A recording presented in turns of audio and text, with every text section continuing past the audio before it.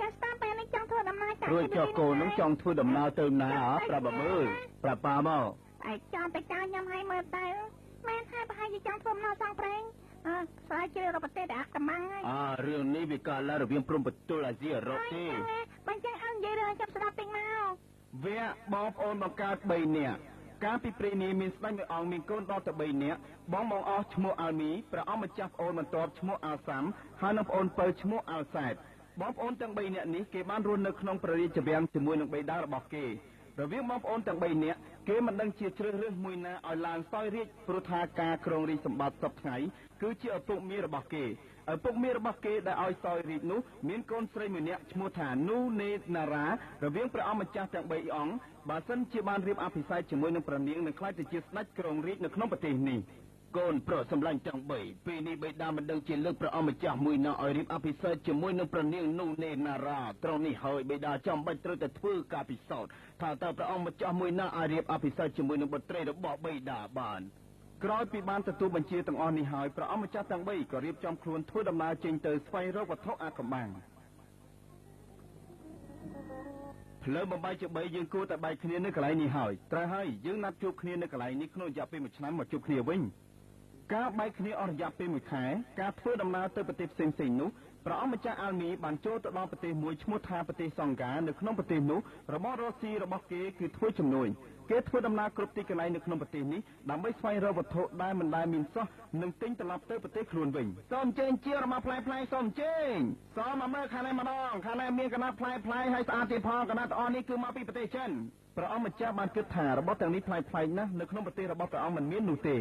សូមលោកម្ចាស់អញ្ជើញអង្គុយសិនទៅខ្ញុំរត់ទៅមកជូនលោកម្ចាស់លោកអាចនិយាយប្រាប់ខ្ញុំបានទេថានៅក្នុងប្រទេសនេះមានអ្វីប្លែកទេ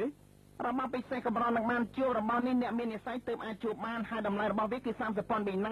ាអ្នកកំឡោះតូចតើអ្នកកំឡោះអាចនិយាយប្រាប់ខ្ញុំបានទេថារបស់នេះវាវិសេសវិសាប៉ុណ្ណាទៅទើបតម្លៃវាខ្ពស់យ៉ាងនេះមកលោកម្ចាស់ចង់ដឹងចាំខ្ញុំស្វាឲ្យលោកម្ចាស់មើលណាព្រមនេះអាចហោះហើរដើរលើអាកាសបានមកលោកម្ចាស់ចាប់អារម្មណ៍ខ្ញុំនឹងលក់ជូនតែបើសិនជាលោកម្ចាស់នៅគិតវិញឆ្ងាយកុំឲ្យខ្ញុំបដូរចិត្តតណាលោម្ចាស់បើអញ្ចឹងយើងយករបស់នេះជូនទៅលោកឪពុករបស់យើងបើសិនបើមានមហិទ្ធិឫទ្ធិដូចពីឯងថាមែននោះយើងនឹងឲ្យតម្លៃ40 ប៉ុនប៊ីណាជាមុនសិនណាសូមលោកម្ចាស់អញ្ជើញឡើងអង្គុយលើព្រំនេះហើយសម្រួលអារម្មណ៍លោកម្ចាស់ចង់ទៅទីណាព្រំនេះនឹងនាំលោកម្ចាស់ទៅទីនោះភ្លាមព្រះអង្គម្ចាស់បានឡើងអង្គុយលើព្រំជាមួយនឹងក្មេងប្រុសព្រំបានហោះហើរឆ្លងកាត់ព្រៃភ្នំរហូតទៅដល់ប្រាសាទមួយពេលនេះខ្ញុំបានឃើញផ្ទាល់ភ្នែកហើយឥឡូវយក40 ប៉ុនប៊ីណាសិនចុះណារបស់ដែលមានមហិទ្ធិឫទ្ធិនេះមិនឲ្យលោកម្ចាស់បងខាតប្រាក់ទៅទេបើតាមយើងស្មានប្រនាងនឹងធ្លាក់លើកណ្ដាប់ដៃព្រះអង្គម្ចាស់អាល់មីជាមិនខានចំណែកព្រះអង្គម្ចាស់អាល់សាំបានធ្វើដំណើរផ្សងព្រេងធ្លាក់ទៅដល់ក្នុងប្រទេសមួយដែលជាប្រទេសអាថ៌កំបាំងបំផុតនៅទីនេះមានរបស់របរលក់ផ្លែហើយនឹងមានមហិទ្ធិឫទ្ធិទៀតផ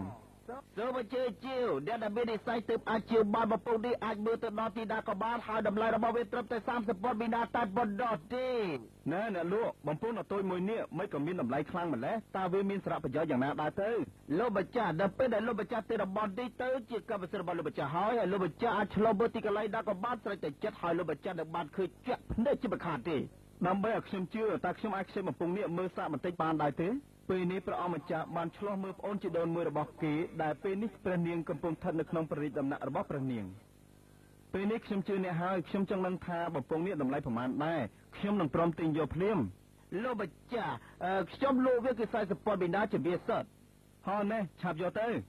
ចំណែកព្រះអង្គម្ចាស់ពៅគេបានធ្វើដំណើរផ្សងព្រេងយ៉ាងយូរទើបបានចូលមកដល់ប្រទេសមួយឈ្មោះថាប្រទេសបាហ្សានៅក្នុងប្រទេសនេះមានរបស់ផ្លែជាច្រើនដែលគេកំពុងតែប្រកាសលក់ពេលនេះមានអ្នកលក់ម្នាក់កំពុងតែស្រែកប្រកាសលក់ផ្លែឈើរបស់ខ្លួនណែពូអ្នកលក់តើផ្លែប៉ោមនោះតម្លៃប្រមាណដែរ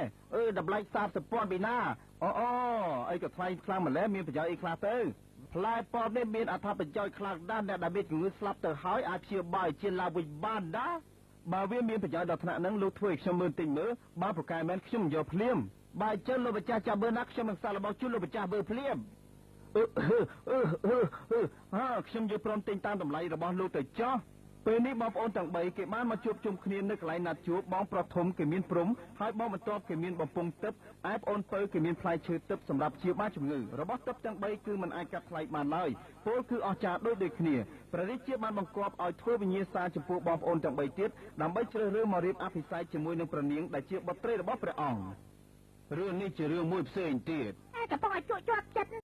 រឿងនេះយើងនឹងឆ្លៀតចូលទៅក្នុងរឿងបងប្អូនបង្កើត3នាក់ទៀតហើយយើងនឹងបន្តរឿងនេះឲ្យប្អូនស្ដាប់បន្តទៅទៀតចុះណា អូយមែនហើយឲ្យនិយាយភ្លាមទៅអូ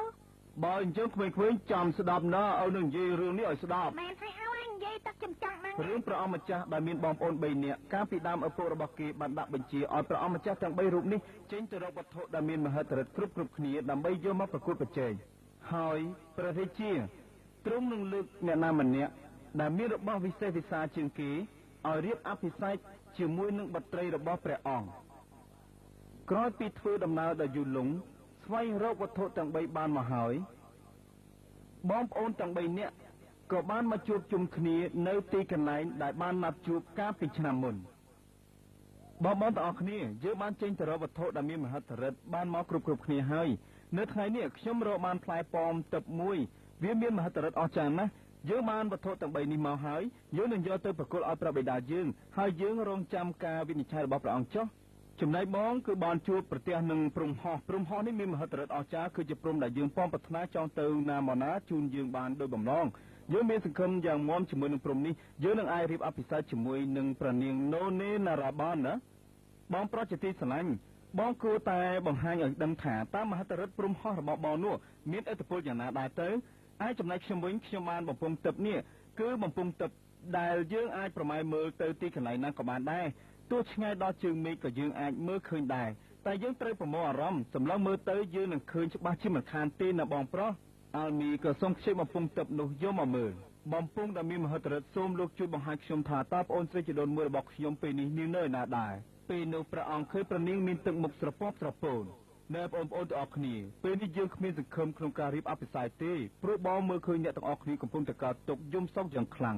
ពេលនេះប្រហែលជាដង្ហើមចុងក្រោយរបស់ព្រះនាងហើយមើលទៅនេះប្រហែលជាទុកសោកដ៏ខ្លាំងរបស់ព្រះនាងហើយបងកុំបារម្ភអីខ្ញុំមានផ្លែឈើទឹកនេះអាចព្យាបាលព្រះនាងបានគ្រាន់តែយកឲ្យព្រះនាងសោយទៅនោះព្រះនាងនឹងជាភ្លាមឥឡូវយើងរកមធ្យោបាយភ្លាមទៅបងទាំងអស់គ្នាបើដូច្នេះមែនពួកយើងឆាប់ឡើងអង្គុយលើព្រំហោះភ្លាមទៅឲ្យឆាប់ឡើងបងប្អូនទាំង3នាក់ក៏នាំគ្នាអង្គុយលើព្រំហោះឆ្ពោះដំណើរចូលទៅក្នុងនគររបស់គេវិញព្រមបាននាំបងប្អូនទាំង3នាក់នេះទៅដល់ព្រះរាជដំណាក់ដែលឈរអមនឹងគ្រែដែលព្រះនាងកំពុងតែផ្ទុំក្រោយពីបានដឹងថាអ្នកកំឡោះទាំង3មកដល់ហើយនោះព្រះនាងមានចិត្តត្រេកអរយ៉ាងខ្លាំងហើយគេទាំង3នាក់លើកព្រះនាងដើម្បីយកវត្ថុទឹកទាំង3នេះទៅជូនដល់ព្រះបិតារបស់គ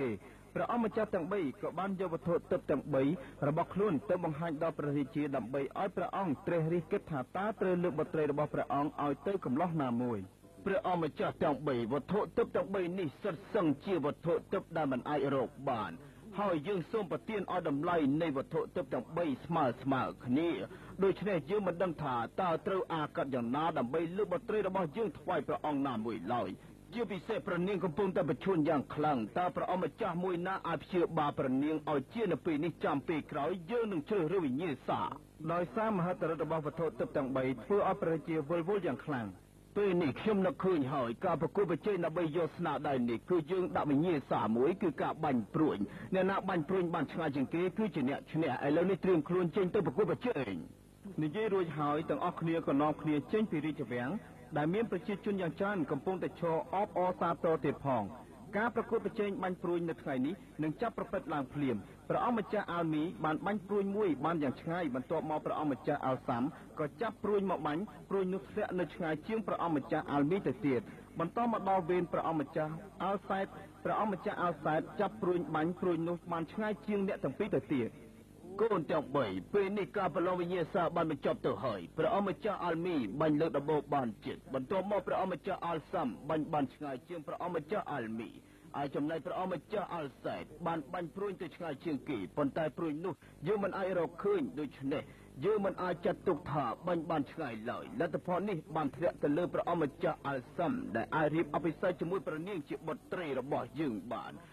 ូនទាំង3កុំអន់ចិត្តអីព្រោះថាពេលនេះការជ្រើសរើសរបស់យើងវាបានលទ្ធផលហើយត្រង់នេះហើយអាល់សាំគេចាំបាច់ត្រូវតែរៀបអភិសេកជាមួយនឹងបុត្រីរបស់យើងហើយនឹងឡើងគ្រងរាជជំនួសយើង